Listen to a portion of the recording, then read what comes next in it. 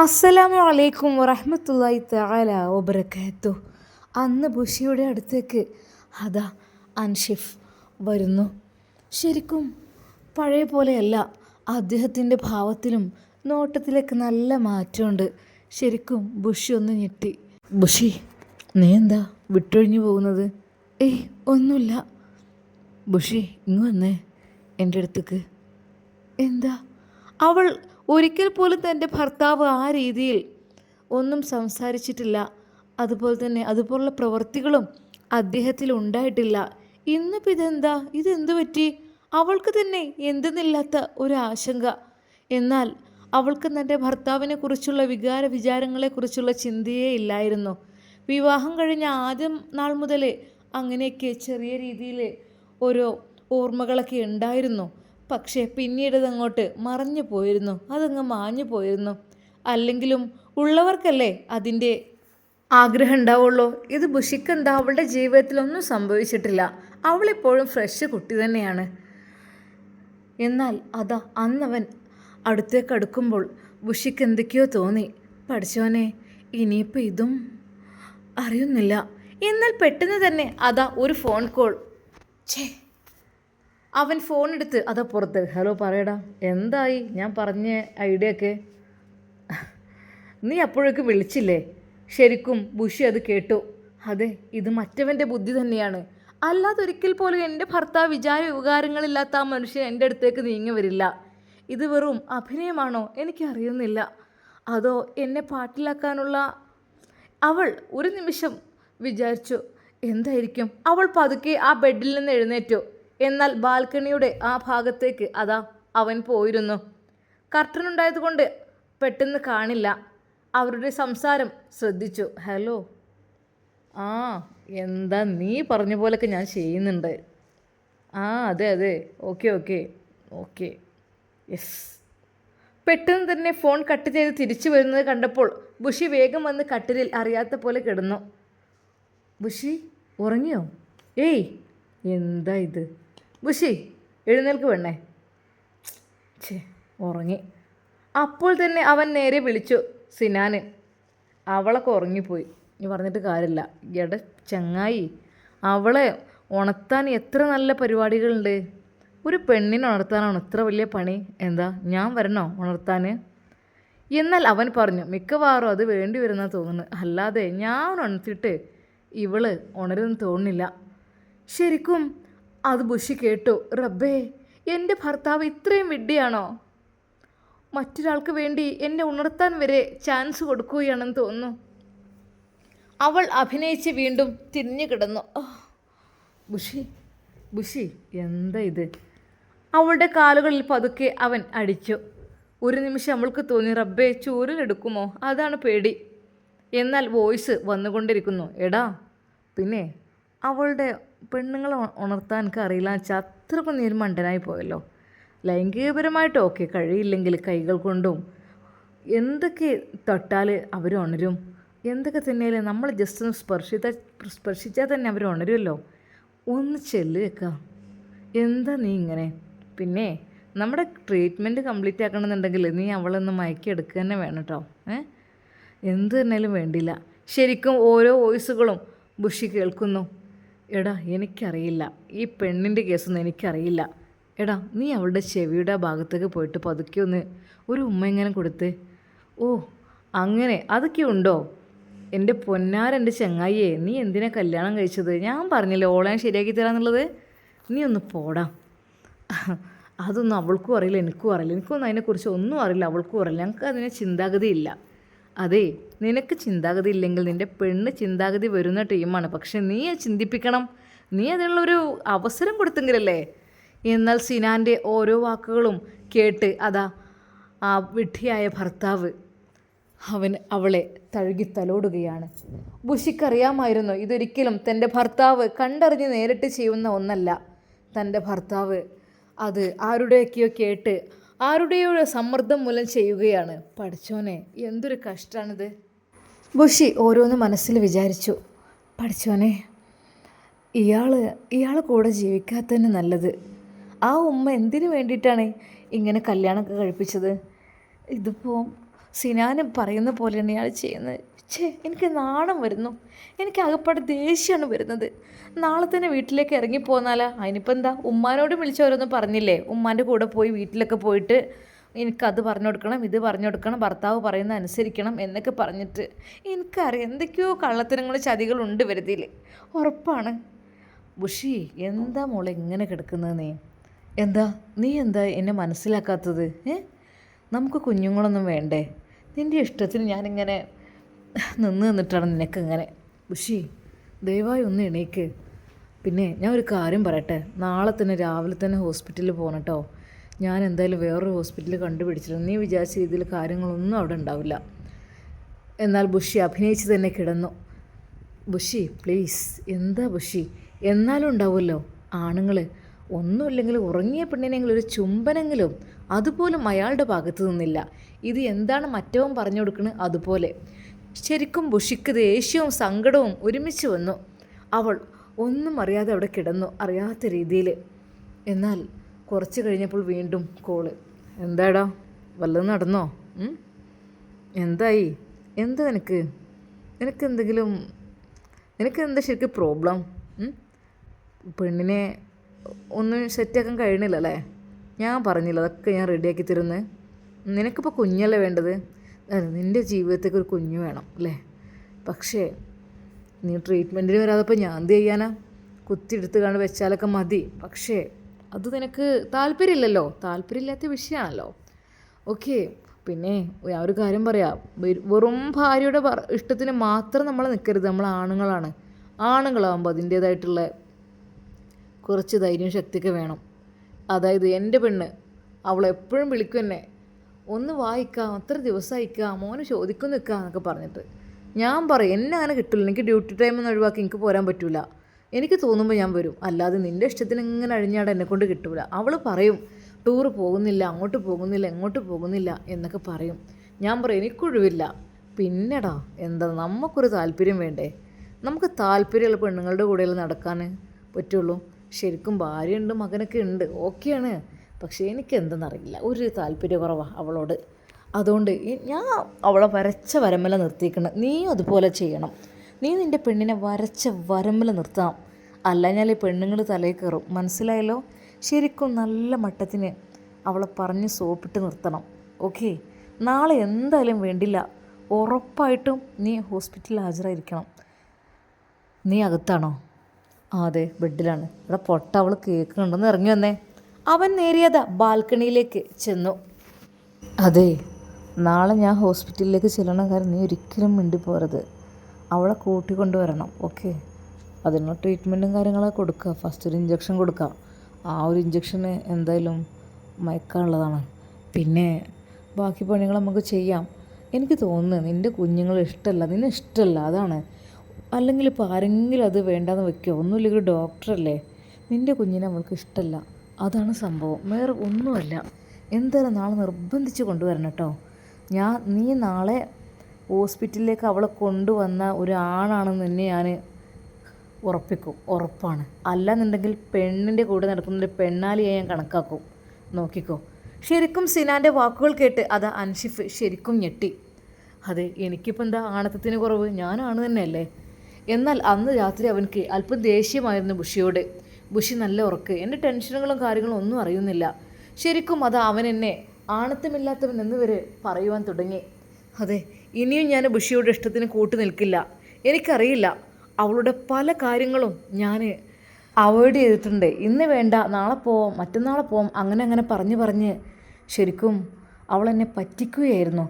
അത് സിനാൻ പറഞ്ഞ പോലെ വേറെ വല്ല ആഗ്രഹങ്ങളുണ്ടോന്നാവോ അവളുടെ മനസ്സിൽ. കാരണം മറ്റൊന്നുമല്ല, പല കളികളും കളിക്കും. പെണ്ണുങ്ങളെ വിശ്വസിക്കാൻ പറ്റൂലേ? പെണ്ണുങ്ങൾ കാഞ്ഞ വളവത്തിയാളായിരിക്കും പലരും. ഇതിപ്പോൾ ഇങ്ങനെ എൻ്റെ മുമ്പിൽ നല്ല പിള്ള ചമയുന്നുണ്ട്. ഇനിയിപ്പോൾ മറ്റവനെ കാണുമ്പോൾ എന്താ അവസ്ഥ ഒന്നും പറയാൻ പറ്റില്ല. പിന്നെ സിനാന് പറഞ്ഞ പോലെ തന്നെ ഇത് തന്നെ വഞ്ചിക്കാൻ വേണ്ടിയിട്ട് ചെയ്യണ പോലെയാണ്. അതായത് എന്നിൽ നിന്ന് അവൾക്ക് അകന്ന് പോകണമെന്നോ അല്ലെങ്കിൽ എൻ്റെ കുഞ്ഞിനെ പ്രസവിക്കാൻ താല്പര്യമില്ലാത്ത പോലെയാണ് അവളുടെ സംസാരവും കാട്ടിക്കൂട്ടലൊക്കെ. എന്തായാലും വേണ്ടില്ല. എന്നാൽ ഈ സമയം സിനാൻ അതാ ഈ അൻഷിഫ് എന്തൊരു പൊട്ടനാ, എന്തൊരു ബുദ്ധിയില്ലാത്തൊരു സാധനമാണത്. തീരെ ഒരു പെണ്ണിനെ വരെ മൈൻഡ് ചെയ്യാനും പെണ്ണിനെ വളക്കാനും കറക്കാനും അവനക്ക് കഴിയില്ല. ഛേ, അവളെങ്ങാനും എൻ്റെ കയ്യിൽ കിട്ടിയിരുന്നെങ്കിലോ? എന്തൊക്കെ തന്നെയാലും വേണ്ടില്ല, പറയാനുള്ളതൊക്കെ പറഞ്ഞു കൊടുത്തിട്ടുണ്ട്, അതിനനുസരിച്ച് ചെയ്താൽ മതിയായിരുന്നു. നാളെ എന്നൊരു ദിവസം ഉണ്ടെങ്കിൽ ബുഷിയെ എനിക്ക് കിട്ടിയിരിക്കണം, അതെനിക്ക് ഉറപ്പാണ്. എന്തു വന്നാലും വേണ്ടിയില്ല. ശരിക്കും അവൻ്റെ മനസ്സിൽ ആ ഒരു ചിന്തകൾ. എന്നാൽ പാവം ബുഷി, അവൾക്ക് ഉറക്കമേ വരുന്നില്ലായിരുന്നു. സിനാൻ വിളിച്ച് സംസാരിക്കുന്നതും അതെല്ലാം കേട്ട് അവൾ ആകപ്പാടെ പരിഭ്രമത്തിലായിരുന്നു. റബ്ബേ പഠിച്ചോനെ, എന്നെ നീ കാക്കല്ല, ഇവരെന്തിനൊക്കെയോ വേണ്ടിയുള്ള പുറപ്പാടാണ്, എനിക്കറിയുന്നില്ലല്ലോ. അങ്ങനെ അതാ പുലർച്ചെ 4 മണിയായപ്പോൾ തന്നെ അവൾ എഴുന്നേറ്റു. നേരെ അതാ നിസ്കാരമെല്ലാം കഴിഞ്ഞ് അടുക്കളയിലേക്കെത്തി. മോളെ, ഇത്ര പെട്ടെന്ന് എണീറ്റോ? അതെ ഉമ്മ. അല്ല, ഇന്നെന്തെങ്കിലും എങ്ങോട്ടേയും പോകുണ്ടോ? പെട്ടെന്ന് അത് അവളുടെ പിന്നാലെ അവൻ ഇറങ്ങി വരുന്നു അൻഷിഫ്. അതേ ഉമ്മ, ഞങ്ങൾക്കിന്ന് ഹോസ്പിറ്റൽ വരെ പോകാണ്ട്. അപ്പോൾ അവളോട് ഞാൻ നേരത്തെ എണീക്കാൻ പറഞ്ഞതാണ്, പണിയൊക്കെ കഴിച്ചിട്ട് പോവാലോ. എൻ്റെ പൊന്നാര കുട്ടി, പണി കഴിച്ചിട്ട് പോകണമെന്ന് ഇപ്പോൾ എന്താ നിർബന്ധം? ഇവിടെ ഞാനല്ലേ പണിയെടുക്കാനേ? നിങ്ങൾ ചായ കുടിച്ചിട്ട് പോയിക്കോളി, അല്ലാതെ വീട്ടിൽ പണി കഴിച്ചിട്ടൊന്നും പോവണ്ട. അതിന് മാത്രം ഇവിടെ ബുദ്ധിമുട്ടൊന്നുമില്ല, എനിക്ക് ആരോഗ്യക്കുറവുമില്ല. നിങ്ങൾ പോവുകയാണെങ്കിൽ ചായ കുടിച്ച് പോയിക്കോളി, ഞാൻ വേഗം ചായം കടി ഉണ്ടാക്കാം. മോളെ ബുഷിയേ. ഉമ്മ.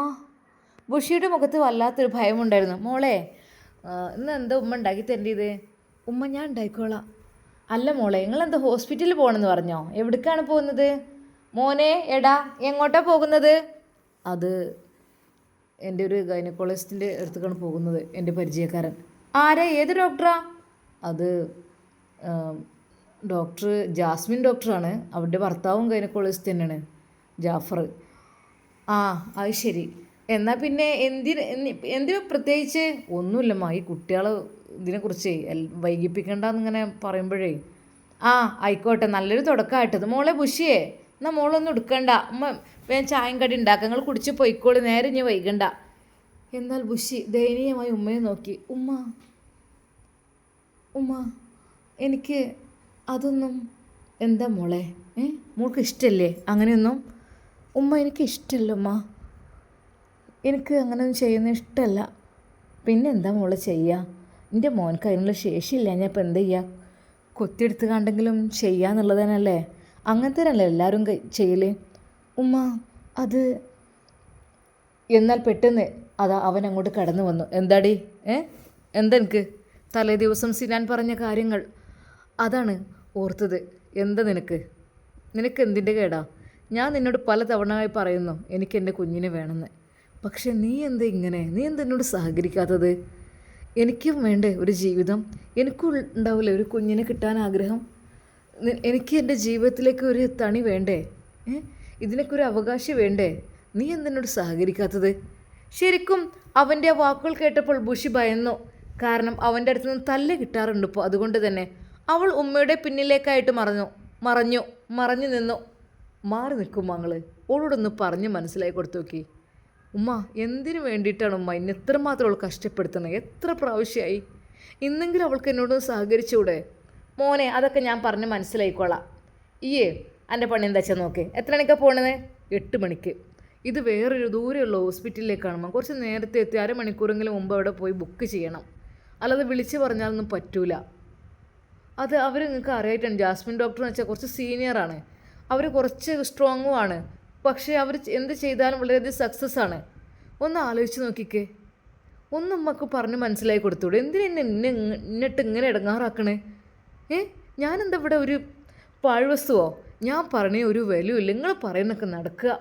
ശരിക്കും അത് അൻഷിഫ് വിതുമ്പിക്കൊണ്ടാണ് അത് പറഞ്ഞത്. എന്നാൽ അത് കണ്ടപ്പോൾ ഉമ്മാക്ക് വല്ലാത്ത വിഷമം. മോളെ ബുഷി, ഉമ്മാൻ്റെ കുട്ടി പോയിക്കോളി, ഇന്നെങ്കിലും അവൻ്റെ ഇഷ്ടത്തിന് ഞാൻ നിന്നു എടുത്താളാം. എന്നും അവൻ പറഞ്ഞല്ലോ നീ അങ്ങനെ എനിക്കനുസരിച്ച് നിൽക്കുന്നില്ല, അങ്ങനെയൊക്കെയാണല്ലോ. എന്താ കുട്ടി ഇങ്ങനെ? നിന്ന് കൊടുത്താളാം. ഒന്നുമില്ല, എൻ്റെ ഭർത്താവല്ലേ, അന്നെ കെട്ടിയ ഭർത്താവല്ലേടി, അതിനും ഉണ്ടാവില്ല ആഗ്രഹങ്ങളും സ്വപ്നങ്ങളും. നിന്ന് കൊടുത്താളാം അതിൻ്റെ ഇഷ്ടത്തിനെന്നേ. എന്താപ്പാ ഒരു കുത്തിവെക്കുക എന്നൊക്കെ പറഞ്ഞാൽ അപ്പോൾ അത്ര വലിയതൊന്നുമല്ല, സിറിഞ്ചിൽ ഇതാക്കി അങ്ങനെ എന്തൊക്കെ ചെയ്യുന്ന പരിപാടിയാണ്. വേദനയ്ക്കൊന്നുമില്ല, ഒന്നും പേടിക്കേണ്ട ആവശ്യമൊന്നുമില്ല. അതൊക്കെ എത്ര ആളുകൾ ചെയ്യുന്ന മോളെ. മോളൊരു പേടിയും പേടിക്കണ്ട, അമ്മ പ്രാർത്ഥിച്ചോളാം കേട്ടോ. എന്നാൽ ആ ഉമ്മയുടെ വാക്കുകൾക്ക് മുമ്പിൽ അവൾക്ക് എന്ത് പറയണതായിപ്പോയി. എന്നാൽ അവൾ പോകുന്നത് ചതിക്കുഴിയിലേക്കാണെന്നുള്ള കാര്യമൊന്നും അവൾ അറിഞ്ഞില്ല. എന്തായാലും വേണ്ടില്ല, മോള് പോയിക്കോ, മോള് കുളിച്ച് മാറ്റിക്കോ, എന്നിട്ട് ചായ കുടിച്ച് പോയിക്കോളി. അങ്ങനെ ഉമ്മയുടെ നിർബന്ധപ്രകാരം അവളതാ കുളിക്കുവാൻ വേണ്ടി പോകുമ്പോൾ വീട്ടിൽ നിന്ന് ഉമ്മയുടെ ഫോൺ കോൾ. ഹലോ ഉമ്മ, അസ്സലാമു അലൈക്കും. വലൈക്കും അസ്സലാം. ആ മോളെ, നിങ്ങൾ ഇന്ന് എവിടേക്കും പോകുന്നുണ്ടോ? ആ എന്തുമ്മ, ആരാ പറഞ്ഞത്? അല്ല ഞാൻ ചോദിക്കുക, പിന്നെ ഒന്നുമല്ല, എന്തൊക്കെ തന്നെയായാലും നമ്മൾ ഭർത്താവിൻ്റെ ഇഷ്ടത്തിൽ നിന്ന് കൊടുക്കണം കേട്ടോ. എന്നാലേ നമുക്ക് അതിനുള്ള ഒരു ഇത് കിട്ടുള്ളൂ. അല്ലാതെ ഇപ്പം എന്തൊക്കെ തന്നെയായാലും കുട്ടികളിഞ്ഞ് പോനെ കൊണ്ട് അങ്ങനെ പറ്റില്ലേ, ഇങ്ങനെയെങ്കിലും നമുക്ക് വേണ്ടേ? ഇല്ല പറ്റൂലല്ലോ, ആൾക്കാർ ഇങ്ങനെ ഇപ്പം തന്നെ ചോദിക്കൽ തുടങ്ങുന്നുണ്ട്, ബുഷിക്ക് എന്തെങ്കിലും വിശേഷം ഉണ്ടോ? ബുഷിക്ക് വിശേഷമായോ എല്ലാവരും ചോദിക്കുകയാണ്. ഞാൻ ആയിട്ടില്ല എന്നൊക്കെ പറഞ്ഞേക്കണ്.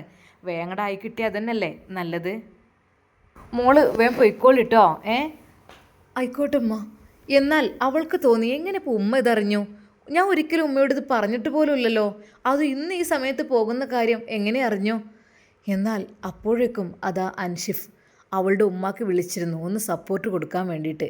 അങ്ങനെ അതാ അവൾ കുളി കഴിഞ്ഞു റൂമിലെത്തി ഡ്രസ്സ് മാറുകയാണ്. ഉമ്മ വിളിക്കുന്ന താഴേന്ന്, മക്കളെ വേരി ചായ കുടിക്കാനേ. ഉമ്മ ചായയും കടിയുമെല്ലാം ഉണ്ടാക്കി വെച്ചിരുന്നു. ബുഷിയെ ഒന്നിനും സമ്മതിച്ചില്ല.